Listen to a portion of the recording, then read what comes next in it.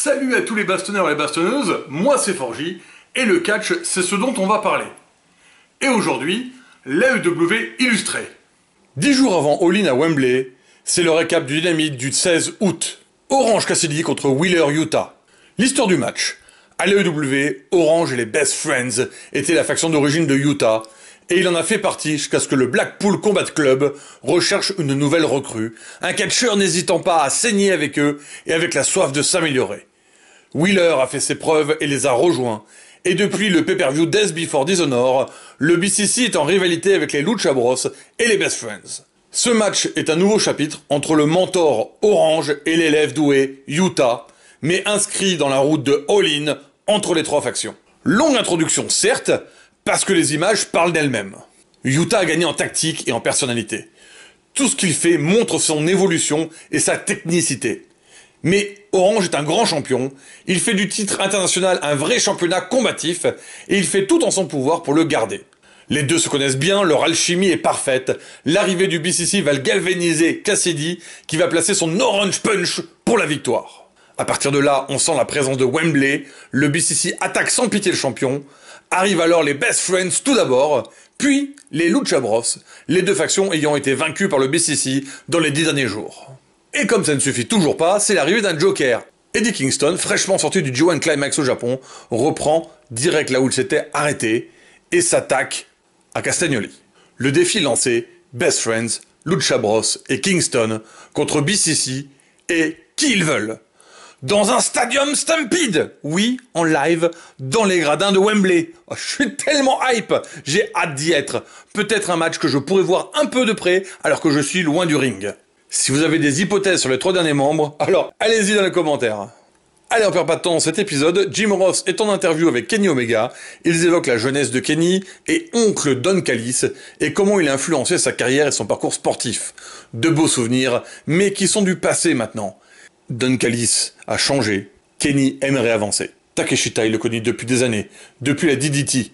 On les comparait un peu tous les deux, c'était le nouveau Kenny Omega, le nouveau Kota Ibushi. Ils ont une relation très étroite dans cette formation. Et Don Callis l'a choisi pour le blesser personnellement. Et c'est justement en ce moment qu'il apparaît, et pas seul. Kenny se fait écraser et étrangler par Jay White, Juice Robinson et Takeshita. Filmé un peu plus tard après l'incident, Adam Page prend la parole. Il sera avec Omega et Kota Ibushi à Wembley pour la revanche, et ça va être spectaculaire. Encore un match à All-In, encore un énorme spectacle. Jay White contre Omega, Juice contre Page, Takeshita contre Ibushi. J'achète. On continue avec les segments, Jericho va donner sa réponse à Don Callis. Va-t-il rejoindre la famille? Il nous répète que c'est lui qui fait les factions. Il n'en fait pas juste partie. Mais au vu de la débâcle de la JAS la semaine dernière, eh bien oui, il dit oui. Don Callis en croit pas ses oreilles, et le pousse à partir boire un verre avec lui. Mais Chris est curieux. Quel tableau Callis a fait préparer? Don essaye d'esquiver, mais Chris est trop curieux. Il n'a pas le choix. Il dévoile le tableau. Cette peinture, c'était sa vengeance. Sa vengeance devant l'égocentrique Jericho qui allait dire non. Sous l'impulsion de Chris, il lui dit ses 4 vérités. Et il finit même par lui mettre une baffe. Juste avant que Takeshita vienne continuer le massacre. Mais Chris ne se laisse pas faire, il résiste, il avait prévu. Alors une autre surprise l'attend. Don Callis avait un autre as dans sa main. Un as qu'il avait accompagné dans son match contre Omega à Forbidden Door. Will Ospreay. Chris se fait lyncher. La familia Callis n'a aucune pitié. L'attaque est brutale et explosive. C'est finalement Guevara qui fera le save. Et on apprend ensuite que c'est acté. Jericho, Will Ospreay, à All-In. Le match qui n'avait pas pu se faire au Japon avant la création de l'AEW. Mais comment cette carte est juste ouf!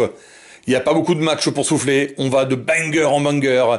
Ils prennent soin des 80 000 spectateurs. Alors, Jericho Ospreay, ça vous branche? N'hésitez pas à commenter et abonnez-vous!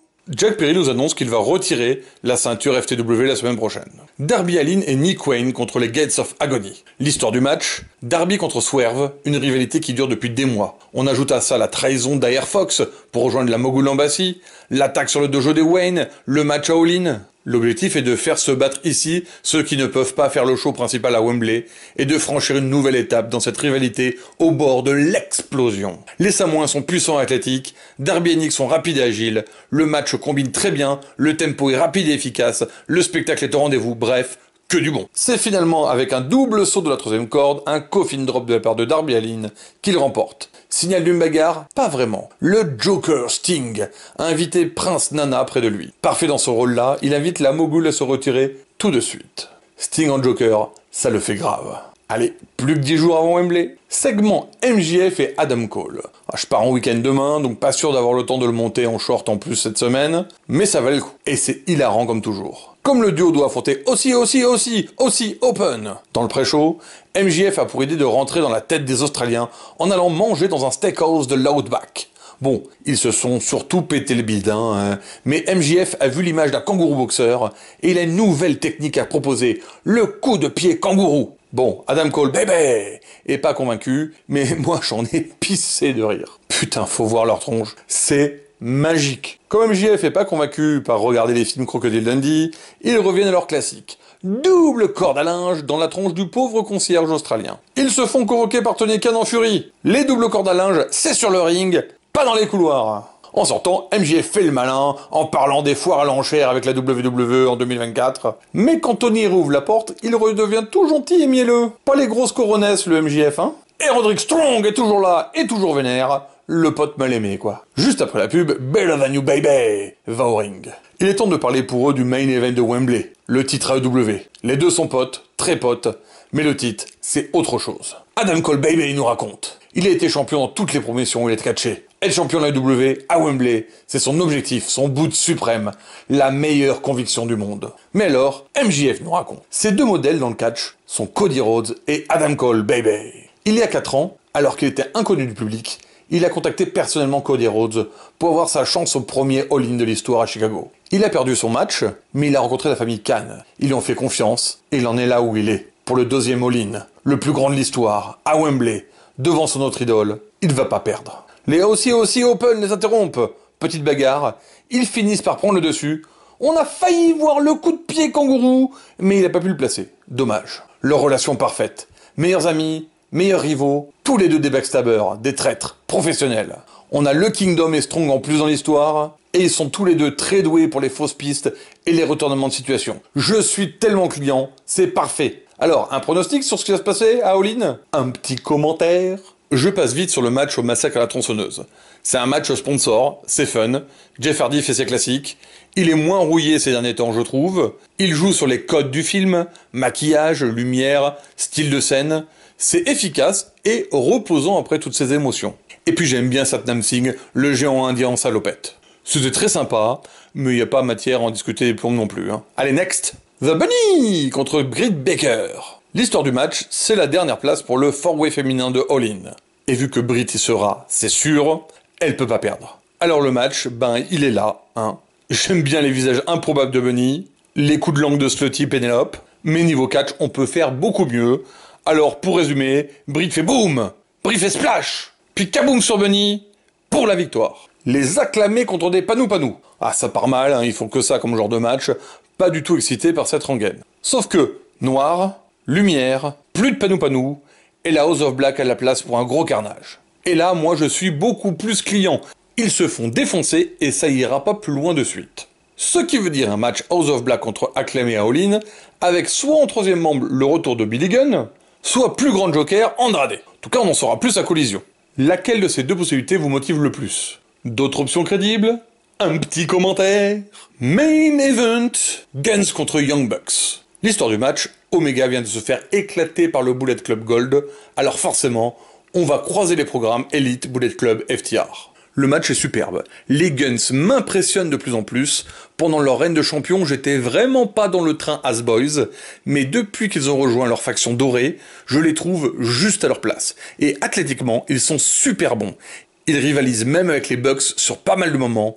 Impressionnant. Le match est drôle, rythmé, impactant, ça voltige, ça se rentre dedans, les coups portés résonnent bien avec l'ampleur des manœuvres qui les accompagnent, un très bon main event, tout à fait à sa place sur la carte. Tactique habituelle, les Guns isolent Nick Jackson, jusqu'à temps qu'il arrive à les esquiver, à faire le tag, et le match est relancé. Super kick en folie, stomp de la troisième corde, souplex arrière, frog splash, et j'en passe. Le niveau technique est au rendez-vous. Les Guns essaient un tombé assisté, mais se font contrer, et les Young Bucks, des faces pas idiots, font eux-mêmes un tombé assisté pour la victoire. Ensuite, dernier KO de la soirée, arrivée de Jay White et Juice Robinson pour une grosse bagarre, et save de la part de FTR, qui veulent des adversaires en forme pour leur match dans 10 jours. Car un match à All-In, ça se respecte. Si vous avez aimé cette vidéo, n'hésitez pas à mettre un pouce bleu, à faire un commentaire, je me ferai un plaisir d'en discuter avec vous, et à vous abonner en cliquant sur le bouton.